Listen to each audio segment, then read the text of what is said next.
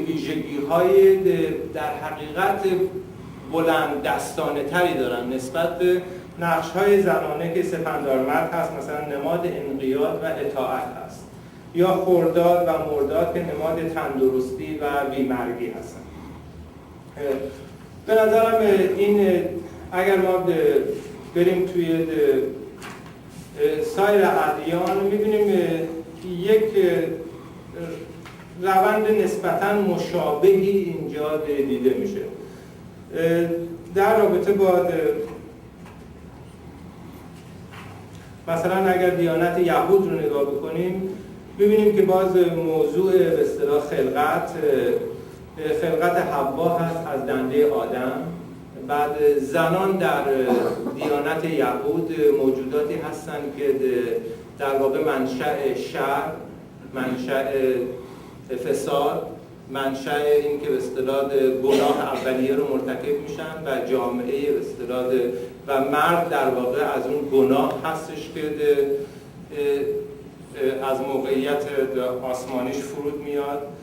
و این مجموعه نگاه در حتی دیانت به اصطلاح مسیحی هم هست به همین شکل که زن گناه اولیه رو مرتکب میشه، زن هستش که موجبات به اصطلاح حقوق انسان رو فراهم میکنه.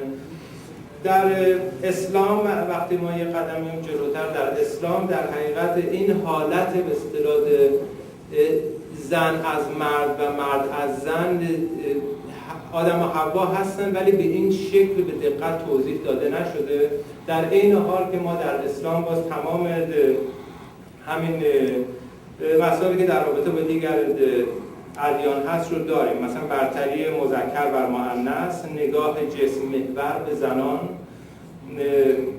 مثلا تصویرهایی که از بهشت هست، از ازدواج با کنیزان هست، تعدد زوجات، تعدد همسران پیغمبر رو ببینیم و اجازه مطلق دادن به پیغمبر در ارتباط با زنان. بعد نقصان دین و عقل در زنان هست و برتری اون در مردان.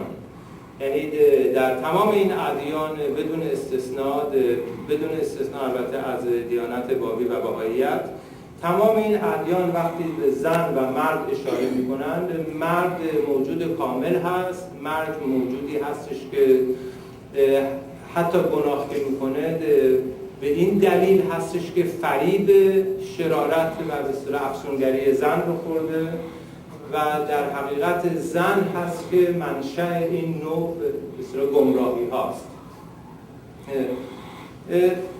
این ویژگی است که به نظرم در اسلام به خوبی قابل دیدن هست.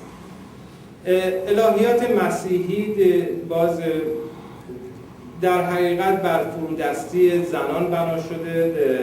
اساس اندیشش بر یک نظام پدرسالار هست که با نظام طبیعی یا نظام الهی یکی گرفته و بنابراین برتری مذکر ذاتی اشیاست توی این نوع الهیات مسیحی که اراده خدا اینجوری در حقیقت هست و هر گونه تلاشی برای دگرگون کردن این نوع از تفکر مثل شورشی است بر علیه نظام الهی و خدا و مستوجب عذاب هست.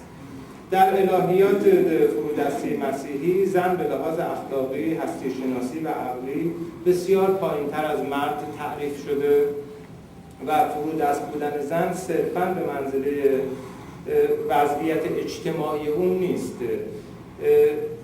یک زن در حقیقت در الهیات مسیحی اگر مستقل عمل بکنه گناه میکنه. یعنی اون جایی که زن مستقل عمل کرده درست جایی است که موجب حبوط به اصطلاح انسان شده و گناه کرده. بنابراین اصلا استقلال فکر برای زن قائل نیست، چون استقلال فکر زن موجبات گناه رو پدید میاره. در حقیقت اگر ما برگردیم مثلا نگاه کنیم پولس مقدس که نخستین پیشوای مسیحیت در این مورد مثلا میگه آدم فریب نخورد بلکه از ناحیه زن فریب خورد. بگذارید زن با همه مشقت‌هایی که دارد سکوت را بیاموزد. من نمیتوانم این را تحمل کنم که شاهد باشم زنی درس بخواند و بر شوهر خویش تسلط یابد. یعنی این بحثی که به اصطلاح زن همیشه باید فرودست باشه، ببینیم به این صراحت توی این الهیات مطرح هست و از فرادستی زن همیشه برحذر میشه. توتلین مقدس باز میگه که شما زنها هر یک حوایید، مجازات خدا بر شما تا کنون ادامه دارد. شما زنها دروازه های شیطان هستید. شما از درخت ممنوعه میوه چیدید و قانون الهی را شکستید. مرگ پسر خدا به واسطه شماست. یعنی بزرگترین گناه ممکن دیگه مرگ پسر خدا به واسطه شماست. در حقیقت نافرمانی زن گناهی است که بزرگترین گناه بود که زن مرتکبش شد.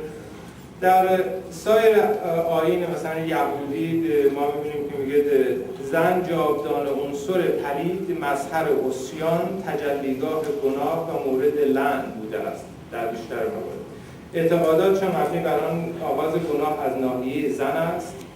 از این رو زن همیشه مایه فساد و طغیان قلمداد می شود و این گونه می پندارند که ما به وسیله زن است که می میریم.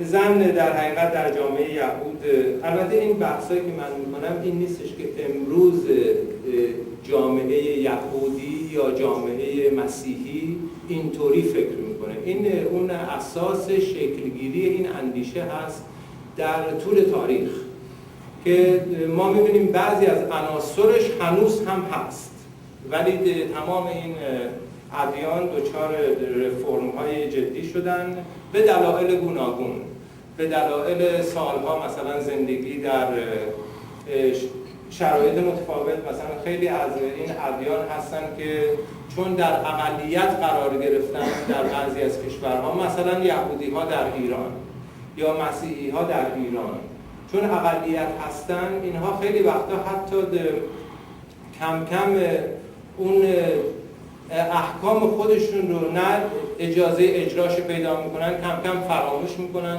حتی باورهاشون فراموش میشه و اون باورهای مسلط در جامعه کم کم به باورهای اینا تبدیل میشه و در حقیقت تمام باورهای اینا رنگ و بوی و شباهت باورهای اون اکثریت غالب در جامعه خودشون رو پیدا میکنن.